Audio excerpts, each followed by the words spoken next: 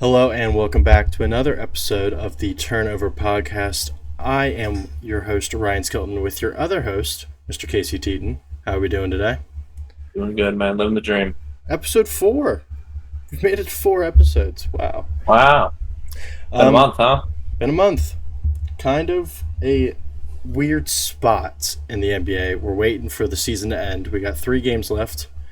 I'm calling it the eye of the storm. The eye of the storm. Waiting for that back wall to hit. We got 3 games left. Then we got play-ins. And then we got playoffs. So It's about to get crazy. It's about to go nuclear. Is going to be play-ins. We'll talk about the play-ins next week. But this week, we'll talk about a different kind of basketball, not the main basketball we talk about. We're going to talk about the March Madness that's been happening because we haven't really touched it much. I've talked about it a little bit on social medias, but not on the podcast. So we're going to dedicate this whole episode to just talking about March Madness and recapping what has happened. Obviously, the biggest part of the March Madness actually has not been the men's tournament this year. The women's tournament has been going crazy because of... I watched... Oh, sorry, go ahead. No, you're fine. Because of one girl, Caitlin Clark, and actually, well, let's just not say one girl. There's multiple women that in college who are doing really great things. You have Angel Reese, Caitlin Clark, Paige Buckers, and Juju Watkins were the 4 main that I heard about the most. And surprisingly, none of them played for the champion. South Carolina wins their entire bracket, and I did not hear about a single player from South Carolina, which is crazy to me because they won the whole thing and went 38-0. So, yeah. But the biggest news of the weekend, obviously, Final Four, Caitlin Clark versus UConn. There was a very interesting call made, and a lot of people are 50-50 on it. There was a screen set by, I forget her name. There was a UConn player. She's the Green Dreads. What is her name? Do you know her name off the top of your head? Mm-hmm. Well, we'll look at that. But there was a screen set by her. She got called for a moving screen, and that was with about 6 seconds left in the game. They ended up losing because of that. A lot of people are not happy because they don't think that it was a moving screen. But if you look, we'll take a look at it really quick. Her name is Elia Edwards. You can see her setting the screen right here. She's going to be kind of moving and just shoulder check number 24 here. Yeah, I mean, now, you can go ahead. What do you have I was gonna say you can break down this play from whatever angle. I think this angle sings the truth. When we talked about this the day after it happened or the night it happened, we initially disagreed, and you said can't make the call. I said it's an obvious foul. I'm curious if that's still how you feel after watching this angle. After watching this angle, I'm going to have to say that I actually kind of agree with the call now. First glance, when you watch it for the first time... There's an angle.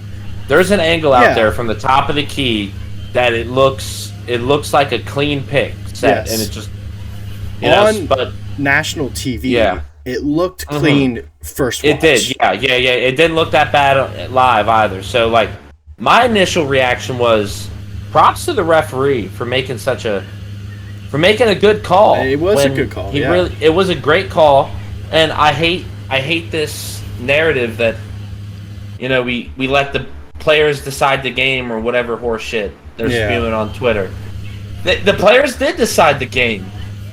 It's a foul. It is a foul, and you can see she's. I mean, you can pick. Edwards is moving as she's setting the screen. She's not set. Which foul you want to call, or the feet. The feet aren't set. The elbows are extended past the plane of her body, through the defender completely off her route. Really, it's an egregious foul. Yes, is what it's not close. It's egregious. People want to say that this is like a foul or not a foul, or delusional. They're Golden State Warrior fans. Elia Edwards here is clearly, and I mean clearly, moving her feet. Not even remotely close. Look, she steps out into out of the lane. Right foot sliding. Yeah. Clearly a foul. I mean, at some point you could almost call this a flagrant because of the elbow. I mean, maybe not. I wouldn't go that far because she is obviously making a basketball play here. But if that elbow made contact with the head, yeah, you could argue. It's hard to tell. I don't think it does, but it looks bad. She got some whiplash from it either way. That's for sure. And a lot of people were saying that the Iowa player, I also forget her name. Flopped or whatever the fuck. I mean, look, bro, elbows hurt. Yes. Elbows fucking hurt. And you're going to react as such when you get hit with one while you're running full speed playing defense. So Gabby Marshall was the defender here who gets absolutely clobbered. And it's not like this is not a flop or anything like this. This is a 5'9", probably 120-pound girl getting destroyed. Yeah, she gets fouled. It's a foul's a foul's a foul. I don't give a foul's it's a foul in the first quarter, it's a foul in the fourth quarter. Exactly. But period, end of discussion, really. It ended up that foul ended up costing him the game. Obviously there were 6 seconds left. Iowa wins. And you hate to see that. I don't like seeing games decided by fouls. I hate watching games get decided at the free throw line, but if every game was guaranteed an ending like that, they wouldn't be special, the moments will come. We don't need to force them. Exactly. We don't need to force them by ignoring foul calls. Call the fouls where they are and just let the game give us those moments naturally. They'll be better. That's what I'm saying, is because at some points you almost think even if it's not a foul there, are they making that shot anyways? Because I know you can't see it in the clip we show, but Iowa has that play covered. Whoever's guard, I think Paige Buckers has the ball there, and she's about to shoot, but she's draped. There's a defender in her grill, and granted, Paige Buckers is a very good player, but anything can happen. Obviously, she can hit that shot and win the game potentially, but then Iowa also has the chance to come down and win the game as well. So at the end of the day, does it really matter? That's up for you guys to decide, but I'm going to stand on the fact that definitely was a foul, and I think the refs made the right call.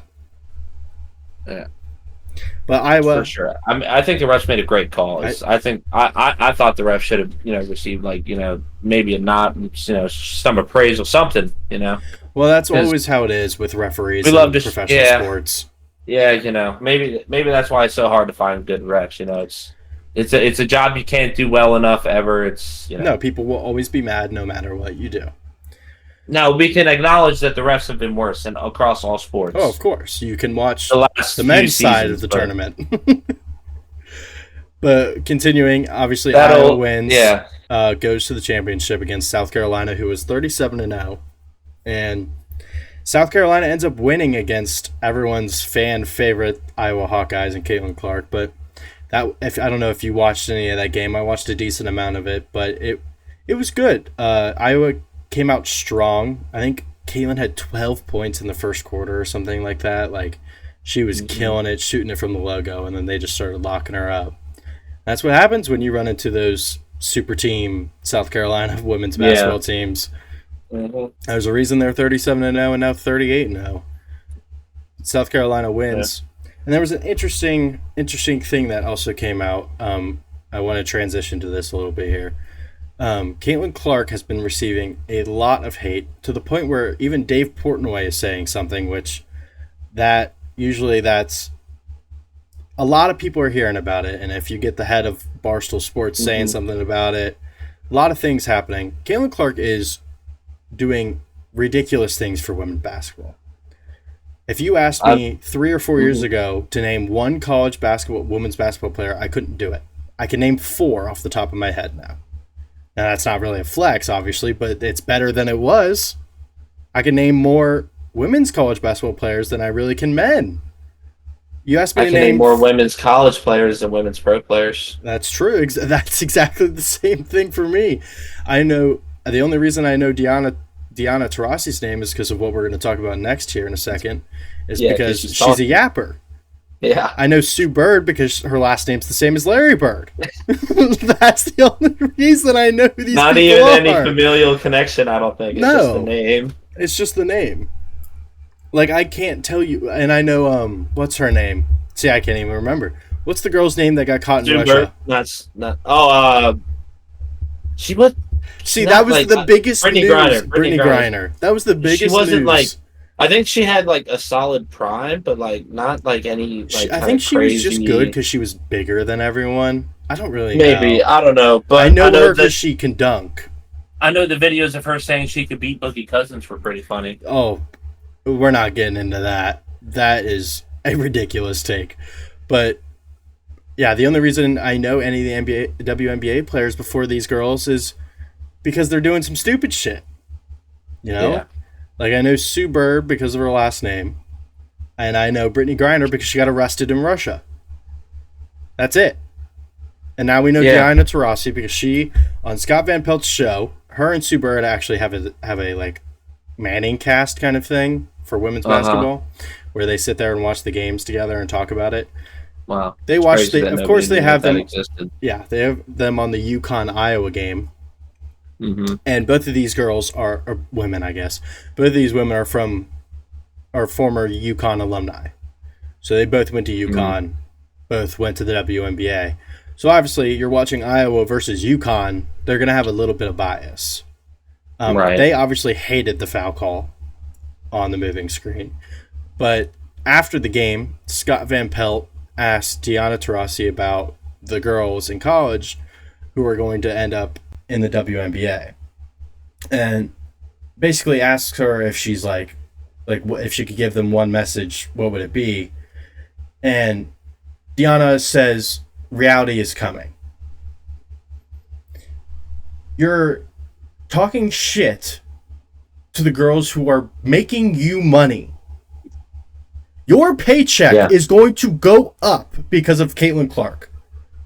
She's going to go play for the Indiana Fever, and whatever dumbass team Diana plays for, people are going to come watch Caitlin play her, not her play Caitlin. Exactly. You didn't put asses in the seats. She's putting asses in the seats. She's making you money. I'm going to go see her play, for sure. The women's basketball tickets cost more than the men's. For her, the first round game, her playing cost more than the men's game.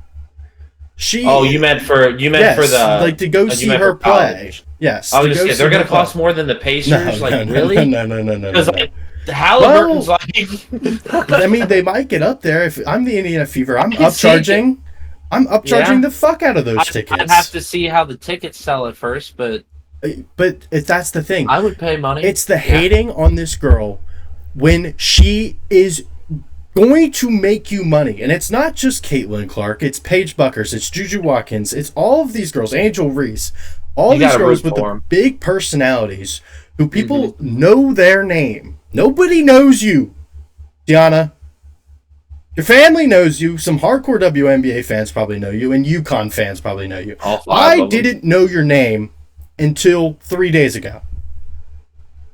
If someone asked me to name 3 WNBA players, you're not a person that comes to mind. Yeah. In 5 years, people are going to ask me to name 5 WNBA players. You're still not going to come to mind.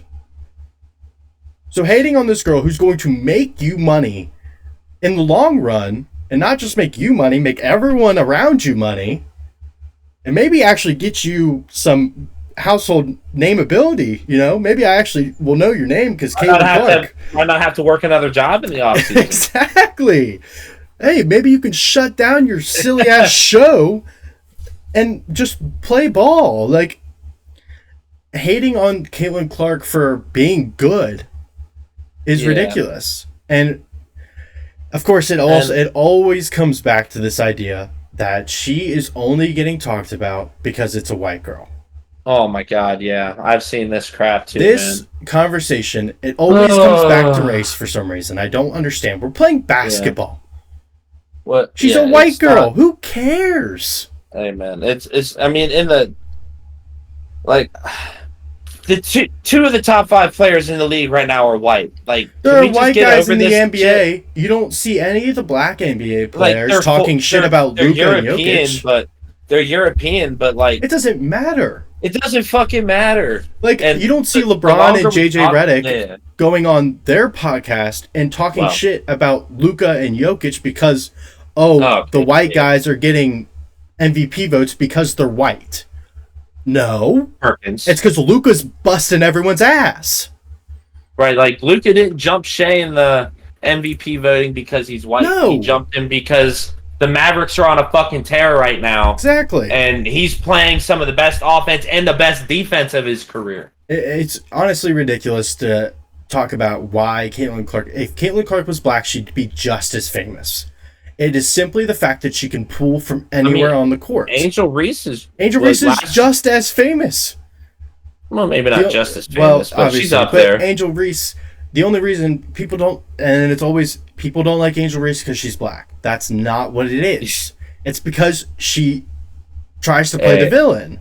Yeah, everyone's always going to have some agenda to push, some story to tell. It's ridiculous. You just gotta respect Reese. And I mean, I don't know how great of a college player Reese was. I know she was. She was very good.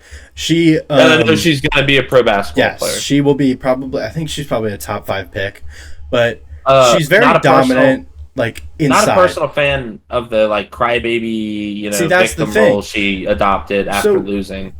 Angel Reese, I forget who was talking about this, but they made a really, really good take. I think it was on ESPN. A lot of people spoke on this. I forget who it was. I know who you're thinking of. Was it Paul Pierce? It was Bart, I think. Was it Bart? No, it wasn't Bart. Bart's the idiot that called T. Higgins a dirty player. You can look it up while I talk about it really quick. But yeah, I got you. They were saying like, God, I lost my train of thought now. Angel Reese, yes. They were talking about Angel had this whole, like, after they won the championship last year, she had this whole idea of, I'm the villain. I don't care if people don't like me.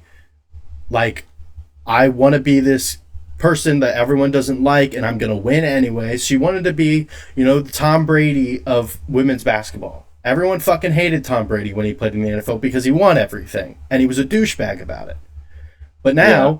Angel Reese wanted to adopt that kind of personality style and be that girl that gets in your face, puts her fucking hand up, and points at the ring after she beats you. That's what you set yourself to be. You chose to be that personality. And then remember this? Yes. When you were winning Caitlin and go like this in her face. You chose to be like that. After you lose to Iowa, you take it on the chin. You have to, because you put yourself in that situation where you wanted to be the badass. Yeah, and not only did you lose to Iowa, but the person you started this shit with grilled your ass. Grilled you bad. She dropped 40. Let that shit sing for 41 on the biggest stage in women's basketball history. And the worst part about it is to come out in this post-game interview and say, yeah, I re-aggravated my ankle. That's fine. If you're hurt, you're hurt. That's cool. You can tell us that's cool. But you played. I'm not going to give you sympathy because you decided to play through a hurt ankle, which is the right move, by the way. If you can play. Like, by all means. That's fine with me. If you have that dog mentality, go for it, right? But don't come out in the post-game interview and say, yeah, we lost because I was hurt. Someone's going to excuse it for you. Let your coach do that.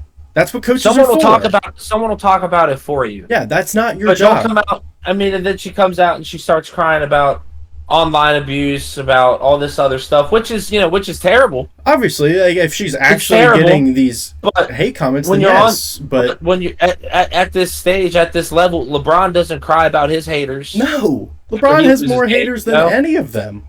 LeBron has more haters than all of the WNBA combined. It's just a bad look. It is a bad look. And we'd be saying the same thing about a dude in the NBA if he were to take that villain role. Like, let's say, who's someone that takes that villain role in the NBA? Look, if Luka was talking shit to somebody and got his ass beat, we wouldn't care. It's almost like the Kyrie Irving situation. We'd give him shit for it. Like, everyone gets grilled for this stuff. It's like it's like James Harden and Kyrie Irving, those guys who have those personalities that are like not. Kyrie's come back into the people like him situation because Kyrie's a nice Celtics fan, obviously, but I have no problems with Kyrie Irving. There was a time there where I thought he was being a little bit of a baby on the Nets, but then you realize that I don't think it was Kyrie's fault. I think it was the Nets' fault. Because James Harden if James Harden, him, and KD The vaccine all leave, situation was a little. yeah, but that's personal. He has personal reasons for that. Yeah, If it's his religion, you know, that's it's up to him, obviously. Well, I don't think it was. I think he was just kind of like trying to Maybe just stand on business in a weird spot. Maybe he was pulling an Aaron Rodgers. Who knows? But Something like that. I know that he missed a lot of games because he would not get that shot. Yeah, exactly. When everybody else got that shot. That's what I was saying with this is like with Angel doing those things with the wanting to be the villain type of shit. You get people like James Harden and Kyrie Irving who kind of did that same thing. Like, I don't really care what you think about me. I'm still gonna bust your ass. I'm trying to think of like a really good example of this. There's not really in the NBA because NBA players know how to take it on the chin, and maybe that comes with maturity. I get it. She's young. Maybe she's our age. Like, she's a young girl. She's 20, probably 21, 22 years old. We don't really know how life works yet. That you learn from experience. Like LeBron said on his podcast, the best way to learn is by experiencing things, right? And for sure, you got to give her a chance to learn. Exactly, but it's one of those things like she hasn't lost like that in her career yet in the tournament like that. So that's her first time having something like that happen. I think she learns from it. I think she makes the right decision. But you've been cooked by someone you talk shit to. That stings. Yeah. Like, amplify that and put it on national television. It's one of the worst by things. 10. She got cooked. Yeah, it's one of the worst things. She was upset about it. It's like playing your buddy in Madden, right? You both sit down. You're like, I'm going to kick your fucking ass. And then you get 21-0 and the game's over. And it's like, damn. It's like, what the fuck do I do now? You gotta eat that. I mean, you gotta take it on the chin. You take it on the chin. You didn't. It happens. Take it on the chin. She didn't. Hopefully, she learns. And when she loses at the big stage in the WNBA, and the cameras are out, she'll hopefully take it better next time. Hopefully, I think she'll have a great career in the WNBA. Hey, my take on those two is that's Magic and Larry. Exactly, I like it. That's what we need in the WNBA. If you want people to watch it, you need to get these big personalities. They should stop denying the rivalry. Exactly. Really, they should stop saying there's no beef. Feed into it. Let there be beef. People like the girls beef. Are too nice. That's what I like about. People like beef. That's what I like about Paige Buckers. That's my main thing about her is that she don't give a fuck. Kaylin's too nice. Kaylin and Angel talk about the shit. She's classy. She does the classy thing. That's fine. She's not going to text you after the game like, I'm sorry. Like, no. That's not how this shit works. You text them after the game, I just busted your ass. Have fun. I just want the rivalry to keep going because I'm rooting for that. Just so that women's basketball, I'd love for women's basketball future. To get to that level because honestly, Kaylin is fun to watch. Like, that girl is fun as fuck to watch. So is Paige. So is Angel. When I watched LSU versus Iowa, like, I'm not the biggest Angel Reese fan because of the way she's been acting, obviously, but I don't like. I mean, her play style isn't that interesting to me. She's a dominant post player, and in girls basketball, if you're just bigger than other people, that's kind of how it goes. But that's kind of how the men's basketball tournament's going too. You see Zach Edey doing this as well, but that's kind of her play style. She's really dominant in the post. She gets a lot of boards. It was fun to watch her drop step this little white girl from Iowa and destroy her every time. It was hilarious because by the fourth time, this girl's like throwing her hands up, like, the fuck am I supposed to do? But LSU had their own problems with that in the second exactly. half. But that's just how it goes. Speaking of Zach Edey, that game's tonight, man. Who you got? I would love to say that Purdue loses tonight, but I just don't see how they do. Zach Edey gets every fucking foul call in the world. We want to talk about referees, talk about Zach Edey paying them, because this motherfucker... Well, he's not getting paid by the NCAA or whatever. He doesn't make money. He doesn't. And all these other kids are making money. He's not. So is he really not? Why is that? Canadian. Oh, something like that. Yeah. Interesting. I did not know that. Maybe he's not making zero money, but he's not as much. he's being quoted as missing out on millions. I can imagine because of that, these rules. That's kind of stupid. It is stupid. But I don't know enough about it to really educate anybody on it. But so I No, that's interesting. I would recommend everybody look into that. But yeah, that's interesting. I will say that I watched him play. Who did he play on Easter? I watched him play on Easter. He would have played. That would have probably been the Sweet 16, maybe Gonzaga. The 20 plus free throws in the 40-point game. I think he was playing Gonzaga. I mean, I can't say definitely whether he was getting fouled or not, but they were certainly blowing the whistle. And I mean, just for him, it comes to a point. Easter, he was playing Tennessee. Tennessee, that's who it was. Yeah. I watched him play NC State, and that game was not close, the Final Four game. And NC State was doing a good job guarding him, but it just felt like every time they get close to him, he gets a foul call. Mm-hmm. And it's one of those situations where you have a 7'4" guy who is actually very coordinated and knows how to do his post moves, and these kids can't guard him.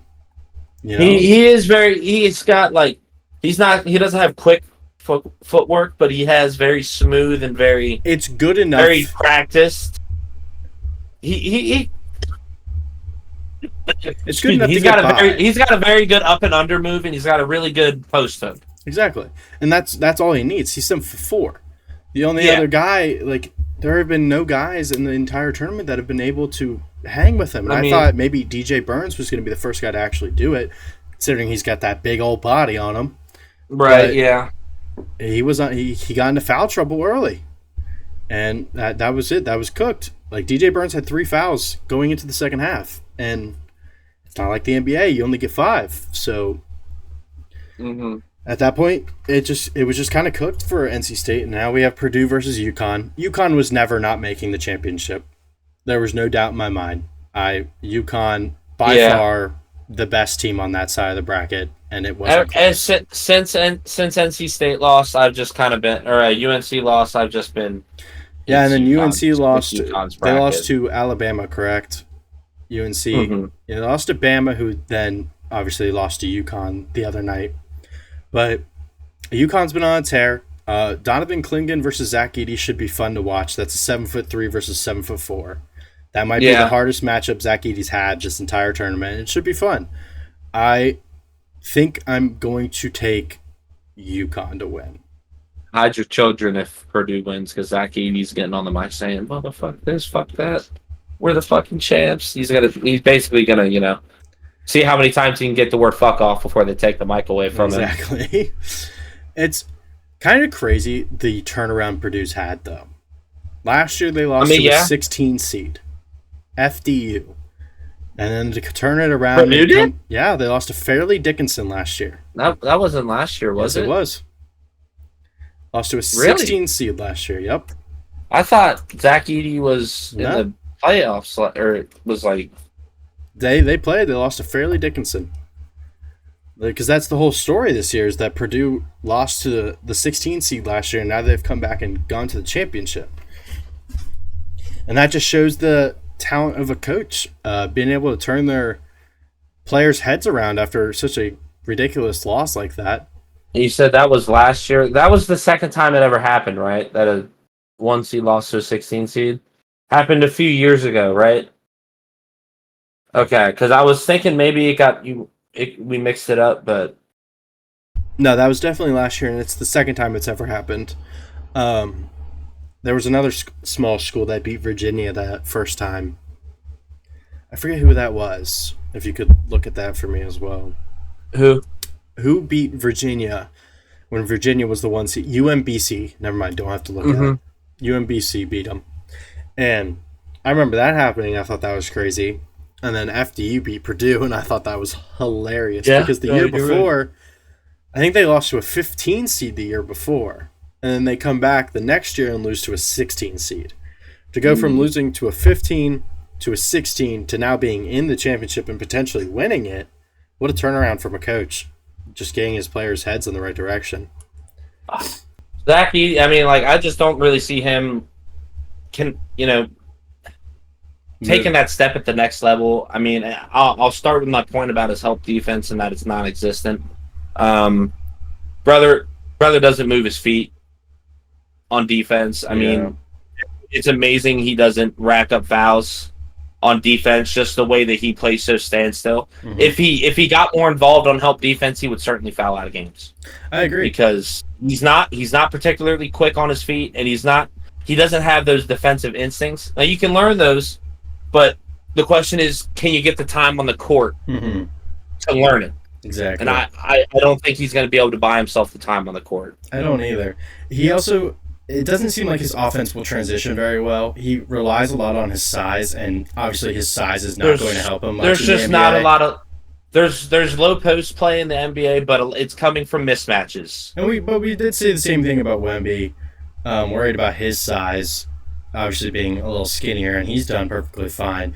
But Wemby has the outside shooting that Edey doesn't have. Yeah. Two completely different skill sets. Edey relies on his post moves, and when you getting guarded guys by like Bam Adebayo, Rudy Gobert, Joel Embiid, like these guys, Kristaps Porzingis even, like these guys they know how to guard that. They've been guarding it their whole career. Like you can't rely. He's got to be able to develop a shot.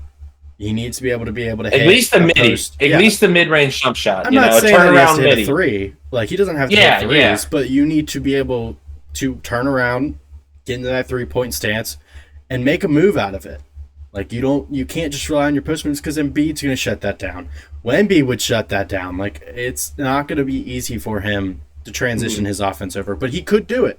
He could. Yeah, I mean. So that, like offense is questionable. Defense is, if I were a betting man, I would bet that he is a subpar defender. Like they're going to put him in the pick and roll. If he is on the floor, he's going to get put in the pick and roll. He's going to have to play drop coverage. He almost reminds me of Ivica Zubac, where he doesn't really have anything other than inside the paint. Yeah, but Zubac is a good defender. Backless. But Zubac is a good defender. He's good out of the pick and roll. I haven't watched enough Edey to determine if he's good enough out of the pick and roll yet. Obviously, I'll probably see some of it tonight when I watch this game. But I don't think I just don't think he's developed enough. Obviously, I could see a team who has the time to develop him, maybe taking a chance on him in the second round. Celtics, maybe. I mean, yeah, it's one of those teams. It's like we don't really need him right now, but if he develops into a stud, he develops into a stud. But I just like a 7'4" stud.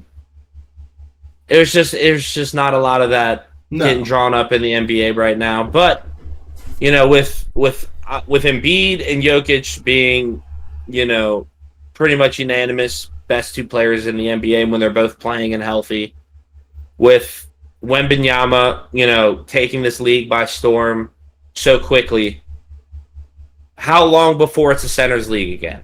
Yeah, that's the question. How long do we have before? It is one of those things where are we moving back to how it was when So is Zach Edey worth spending a draft pick on?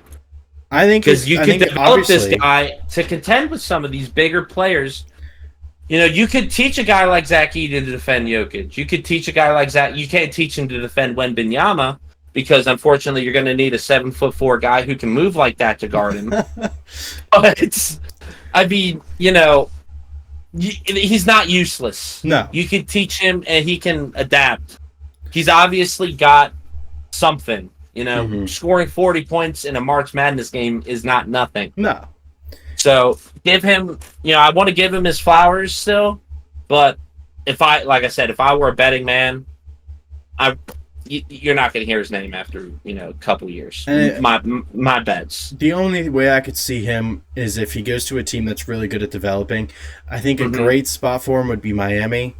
I think another great spot for him would be Oklahoma. Miami would be excellent. Yeah, and Miami is one of those teams that takes dudes like that and turns them into role players. That's how they've bought their success the last few seasons. Exactly. I could see him. I don't think he's ever a starting caliber center in the league, but I could see him being a solid backup. Solid backup, if he develops correctly. And if he doesn't, obviously it's G League his whole career. And how is the foul baiting gonna really translate into the I mean, look at NBA. Joel Embiid. Yeah, like it's not like, I mean, you kind of have to be a triple threat to get fouled. Like Joel gets fouled so much because he's so good. Yes, Because he players knows, know that when you have your hand in that cookie jar, like you have to have it when you're guarding Joel. Mm-hmm. Otherwise, he's just lacing 10 footers on you the entire game. Like, you have to play like that against Joel. You have, like, it's not like players know what the other side of the coin is when they're guarding him. With Edey's foul baiting, is Zach Edey's bag deep enough? No. To get fouled? No. Most of his foul baiting is based on his size. So he'll go into people with his body. I don't think it translates. No, I don't think it translates to the NBA at all, but it's certainly dominating this tournament. Of course, because he's bigger and stronger than everyone. Most of his fouls come from just come from his size. He'll do a post move and he'll go into a player, but he's doing what any offensive player would do. He does kind of give me that Embiid vibe of using your body to go up almost into the defender, but not really into the defender, you know what I mean? That like gray area where the ref has to make a decision of players whether aren't it's offensive or defensive, he uses his body and he'll go up into people, and that's how he gets his foul calls. But that won't translate forces over. People into him. Yeah, Embiid forces people to him. Like, you have to reach, you have to go for the ball against Embiid. You have to get your hands involved, otherwise he's lacing jump shots on you all day long. And that's what he's missing. He's automatic with that face up mid range. He's automatic with it. And that's what makes Embiid so good, is that it's what makes him so if you're dangerous. not in his face, it's the recipe to all his success. It's a bucket. And if you're in his face, he's going to get a foul called on you, and it's unguardable. If Edey can develop that mid range, I could see it, but he just doesn't have it right now. Maybe one day, but not right now. No, he doesn't. Yeah. I'm with you there. Another player. Speaking of, I was going to say, speaking of translating into the NBA, we saw that Bronny is declaring for the draft.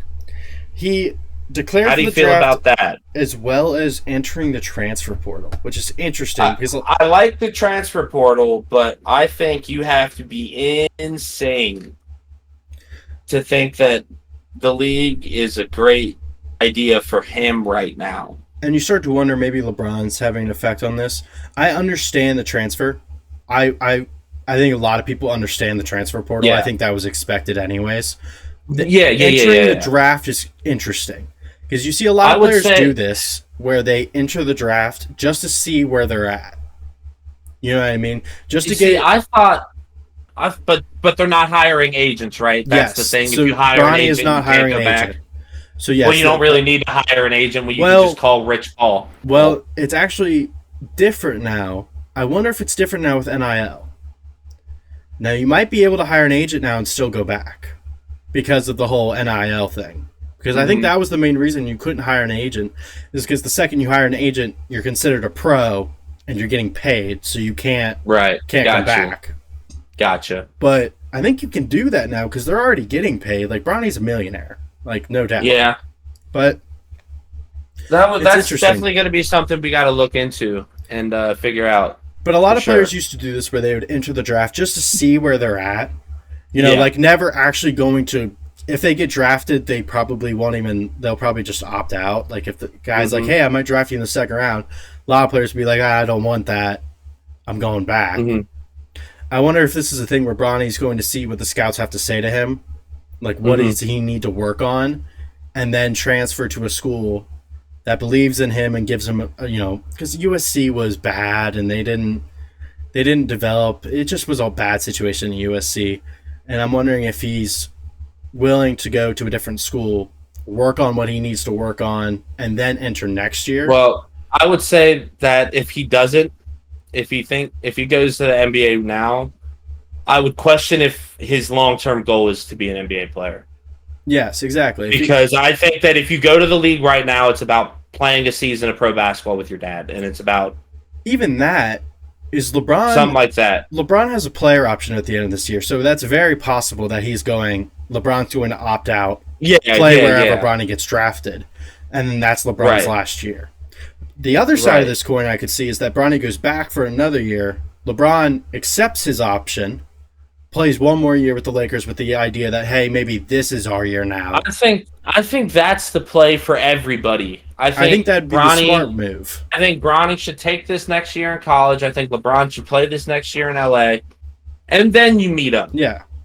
Because at that point, Bron's 40. That's if Bronny's ready. Well, I think Bronny's ready. I think at that point, Bronny's going no matter what. If LeBron is like, Bronny, I'm done. Like, that's such a weird thing to say, by the way, LeBron saying he's done. But Bron's like, I'm done. I'm calling it. I mean, after the season. 40 is crazy. 40 to be playing pro basketball at the... Because, like, he's not going to slow down. No. He's going to quit. He's Tom Brady. Not going to slow down. He doesn't want to slow down. He's gonna go full speed until the tank's empty. Exactly, and then he's gonna hang him up on top. You hear him talking on the JJ Redick podcast, the ones together, where he's saying that he is kind of feeling it a little bit at this point. Where you have to be. Yeah, he made a joke on there about getting his feet rubbed by his wife, saying that never changed the wheels on a 2003 like 20,000 miles on the same tires. Yeah, exactly. And it does seem like he's starting to slow down a little bit. I think the best bet for both sides is definitely what you said earlier. It's Bronny sees where he's at, goes back to college, works on what they told him to work on. Yeah, LeBron not even staying where he's at, just anywhere in college. That's what I'm saying. I meant like stays in college. You meant staying in college. Okay. Yeah. And he works on what he needs to work on. Goes into the draft. The next year, LeBron will opt in this offseason, play one more year in LA. Wherever Bronny just gets drafted, I think LeBron does a farewell tour and calls it. Playing a farewell tour with your son is the best bet. Helping his son get his footing in the NBA. I think that's the best move. And honestly, you could take more of a Udonis Haslem role. He doesn't even LeBron doesn't even have to play. Is the thing. Like, give him let's say it's one of these teams, like one of these contenders draft him. LeBron's like, I don't want to play. Actually, let's just say it's a bad team. Let's say Bronny has a crazy breakout season in college next year, gets drafted top 10 to like a Grizzlies or a Wizards or one of these shitty teams, and Bron doesn't want to play for that team, but he'll sign a small contract to be with his son. You know what I mean? Yeah. And not actually hoop, just be like a coach. Because the idea of LeBron in another jersey, other than Los Angeles, Cleveland, and Miami, just feels weird. And I know I said that back when he went to LA. I said it felt weird to see him in a Lakers jersey, but obviously now it's different now. Right, yeah. But at this point in his career, it'd be like MJ going to the Wizards. It's like, dude, it's like one of those players, end of their career, they just signed a weird contract. Just doesn't look right. Yeah, it just doesn't look right. Hakeem played for some weird team at the end of his career. It's like seeing Carmelo in the Lakers jersey. Do you know it? I don't. Do you know what team it was? Come on. Is it the Trailblazers? No, that was Scotty played on the Trailblazers. That was Scotty, you're right. Career. Give me a hint here. You got to know it. Come on, Eastern Conference. Was it? It's not the Celtics, is it? Wait. I might be wrong about that. Yeah, okay, no, it is Eastern. Is it's not the Celtics? A little bit farther north. No way, it's Toronto. 2001, 2002. Yep. Weird. I did not know that. Hakeem played for the Toronto Raptors. I thought it was Raptors in my head, and I said East, and I was like, was it? Was Toronto in the West at that? Oh yeah, I forgot. Yeah, I was starting to think when did Toronto settle switch into the yeah. But no, they weird. were there's a lot of players like that. Yeah. Like Carmelo in the Lakers. There's another really weird one. And KG played for someone else. Did KG go to? It was Brooklyn. Did KG go play for? And then he Brooklyn, played. KG and Paul Pierce both went. Paul Pierce, KG went back to Minnesota. Paul Pierce went to Washington. Washington then he went to LA. And then he went and signed a 10-day with Boston and retired. Interesting. I forgot about. I remember that Paul Pierce Wizards buzzer beater. Was yeah. You call back, I call game. It's another one of those Dwayne Wade on the Bulls. Just feels weird. Yeah. Derrick Rose on the Cavs. Yeah, Like, I mean, Derrick Rose on the Jazz too was like a weird little I era. forgot he played on the Jazz. Yeah, Wow. he had 50 on the Timberwolves. I Fuck. do remember that. Jeff there's Teague's just an a bunch of all-time those podcaster, players. bro. Like, Jeff Teague's an all-time podcaster, by the way. oh, yeah, he is. That guy's awesome. Yeah. Who else? Like, there's Dennis Rodman went and played for someone else after the Bulls. Who was He that? played for the Spurs after before, the I Bulls. thought. He played for the Pistons before. I thought he also Maybe he played for the Spurs Pistons before. and Spurs before. Yeah, maybe it was maybe that Spurs was it. after. I mean, we can just look at it. I thought him and Kerr both went to the Spurs after. I remember Kerr went there. Kerr won 2 championships with No. the Spurs. I knew Rodman went somewhere else. Rodman went to L.A. in 98, 99, and then he went to Dallas in 99, 2000. What? Yeah. Dallas, He that's played 12 unexpected. games for the Mavericks at 38 years old. Wow. You know McGrady was on the 2012 Spurs finals I team? do know that too, yeah. So, I hate, when people would say that McGrady never won a playoff series, that, yes, he did. Yes, he did. Yes, he did. get fucked. Yes, he did. Tracy McGrady also played for the Pistons and the Hawks. Weird. I mean, dude. It's weird. I respect ring chasing to an extent, but what are you doing on the Pistons in 2012? Tracy, what were you doing, I man? don't know what that is. Did John Stockton ever play anywhere weird? Didn't he go somewhere weird at the end? Pretty sure he was lived and died on the lifetime Jazz. Utah, yeah. Interesting. That was way more popular back then, man. Yeah, I remember that. I think did D-Rob stay his whole career too? Mm-hmm. Yeah. There's a lot of those guys that just full careers one spot. I'm trying to remember some of those 2000s guys that ended up on some weird teams. Like Ray Allen was kind of a journeyman at the end. You know about Shaq too. Well, did he go anywhere after the Heat? I think he went. Did he go back to Boston? I think he retired. He ended in Miami. Yeah, he ended in Miami. One I just he wasn't as remembered much is of one. Melo in Portland. Yeah, That was a weird era.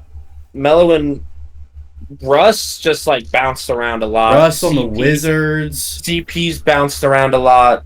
A lot of those prime 2000s CP3's guys. CP3's year in OKC was kind of weird. Blake Griffin on the Celtics. Hey man, that was a wearing vibe. 99 or something. 91. Yeah, he wore 91. it's Yeah, so weird. it was a vibe. It was a vibe, bro. I liked having Blake Griffin on the team. Blake Griffin on Brooklyn was a weird time too. Yeah. Marcus Aldridge on Brooklyn was weird. Oh yeah, Yeah. that's fucking and then he retired because of a heart thing. That was crazy, bro. You just unlocked a memory. Yep. Wow, I forgot LaMarcus Aldridge went to Brooklyn and retired there because he was sick. Because he had those heart problems. Same thing happened with Chris Wow. Bosh. Chris Bosh had to I medically knew about retire. Chris Bosh's medical retirement, but I just completely forgot about Aldridge's. Aldridge, just some interesting careers out Who there. else didn't Magic Johnson medically retired too, right? He 'Cause medically of the- retired for 2 years and then came back, I believe, because of the HIV. But he did. He was did allowed play to for come 4 back though, years. So he was gone 91, 92, 93, and 94. And then he came back in 95 and played a year. and just played. And he actually Wow. was pretty solid when he came back. MVP? Did that say MVP? MVP 12th. He was 12th in MVP voting. Oh, okay. 6 minute. Oh, he was a 6 man of the year Yeah, candidate. he wasn't a starter.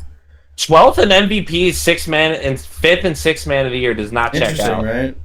Those numbers do not add up. It seems like one of those, hey, we'll give Magic some votes just because. I guess It's maybe Magic. like a Manu type 6 man where you know he could start on any team in the league, but he comes off the bench because it's this team. Yeah, a lot of those 6-mans were also big journeymen, like Jamal Crawford on the Brooklyn Nets and the Phoenix Suns, and Minnesota. He played 80 games on Minnesota in 2017. It's shit's so weird, dude. Oh my gosh, bro! Like just certain players just have an aesthetic, have a vibe, and when you see him in a different jersey, it's just weird. And to wrap this up, let's start something a little newer here. Let's since this is a college episode, let's do a draft 5 of your like best college players and make a squad out of it. So I can go ahead and start us off. So drafting the best college players, and I'll start us off. I'm going to take Michael Jordan at my Just one. drafting a team that we think would beat the others. Just 5v5. Yeah, and best just doing players. a college theme to match the week. So yeah, number So one, yeah, I'm going to take Michael Jordan, and then at your one, give me Lou Alcindor, baby, Kareem Abdul-Jabbar. okay. So then at my 2, I'm gonna rep my school. I'm gonna take Big O, Mr. Triple Double. I love that pick. Love me some Big O. I love that pick. That was my pick. You stole my pick. So you're gonna make me reach on this one. I'm gonna take Pistol Pete, baby, the newly dethroned all-time NCAA leading scorer. Thanks a lot, that. Caitlin, making my pick look bummy as hell. But I'm taking Pistol Pete, baby. So you got Pete. Weirdly and enough, a little fun fact: literally predicted his death, that he would die of a heart attack at 35. Was like, yeah, like there's a whole weird thing with it. Huh. Interesting. Yeah, he said like I don't want to like work my whole life and die of a heart attack at 35, and he did. Damn. Oh shit, Pete. That sucks, man. R.I.P. At my third pick, I'm gonna pick the big guy out of Georgetown. I'm gonna go Patrick Ewing. Soft ass. We done with the 90s over here. Okay. I'm kidding. I have 2 90s players on my squad. We wiping. My team in 4. Your third. We'll go with the 80s. A more respectable decade. Okay. Rep my green. I love me some Larry Bird. Take Larry Bird. I love me Larry Bird at Indiana State does not get talked That's about enough. He was so good at Indiana State. The Celtics drafted him a year early before he was eligible. Damn. Before it was not against the rules, they drafted him before his last year eligibility. I did not know that. Mm-hmm. Little fun fact for you. So your third. We Larry should never Bird. have had Larry Bird. Never should have had him. That's crazy. Absolutely. Your third was Larry Bird. Yes. I'll go to my fourth. We'll go kind of modern era now. I'm gonna go Anthony Davis out of UK. Love it. Hey, he's solid, big man. I got a good squad. I don't know Yeah. how you're gonna beat You this know what? man. I think I'll yeah, I don't know, man. I think I'll for my fourth pick, I'll take Larry's co-star in college, his biggest rival, Magic Johnson. I kind of forgot he existed before I picked Pistol Pete, to be honest with you. But hey, even though you just said his name like 5 minutes ago, slipped the mind. It happens. It does, Honestly, I mean, slipped my Pistol mind too. Pete's great, but I probably would. I would probably, if I were to redraft, I'd probably take him right below Kareem. But Pete was very good in college, though. So it's not a bad respect pick. to Pete. Respect to Pete, but I mean, hey, I'm just glad he's on the team. Yeah. I'm just glad I got him. I'll go to my fifth really quick. I'm gonna take the man out of Syracuse. Little headband mellow. Oh yeah, when you said Forgot that, he went to Syracuse. Yeah. Yeah, man Big was Syracuse orange. Funny he made his way back there, huh? Yeah. Yeah. Dude loves some mellow through the dome. Did he win? Did he win in college? Did he win a national championship in college? Because he didn't think so. He didn't do shit for that city in the pros. I think he made. I think they made the Final Four that year. I think. Oh no, they did. They won. Wow, they won. They won okay. it. Yeah. God, I gotta remember these kind of things, man. Yeah. Yeah, for real. First NCAA championship. In our defense, we were born like 2 years ago. I mean, yeah, 2 years. 2 years prior to that happening. Yeah. Yeah, 2 years. Yeah, we were not born 2 years ago, but. So yeah, that my fifth's gonna be mellow. You got so one let's more see. to go. What do I got? I got Kareem, Pete, Larry, and Magic. I could use a big man. A big man. You think? You know Maybe what? Wayne. You know who comes to mind for me? That cat from the '90s, Mr. Christian Laettner. I'll take him. Ooh, that is played with the '95 Dream Team. Legendary shot that still has UK fans hating. Didn't he play on the '95 Dream Team? He did. Yeah, he was a college player. He did what Anthony Davis did in 2012. Yeah. It's kind of tradition for the Olympic team to take on a prospect like that. That's what I figured. I think I do remember. I was gonna say because it was kind of weird Davis to was see him definitely out swap. there with the 2012 team. Yes, he was. Mm-hmm. I don't remember if they have done that recently. I don't think they have because yeah, there haven't been that many great prospects for at least Damn, American Brian, looking at players. these teams, I don't think we could definitively say whose team would win. I think we lived up to. I will say, let's count championships. Okay. Want to count championships? No, I don't want to count championships. Because I think my guys have more championships. So I mean, I do have Michael. So yeah, but I have Magic and Kareem and Larry. And Larry. Yeah, shit. Two of your guys are notorious for. Actually, no. Davis has one. Davis has one. Melo, but you do have two. You do have two guys notorious for never winning anything. Melo wasn't on that Lakers team. He was on Portland that year. No, Melo never. Wait, did Melo get a ring? No. Because he was on Portland that year. He was on Portland that year.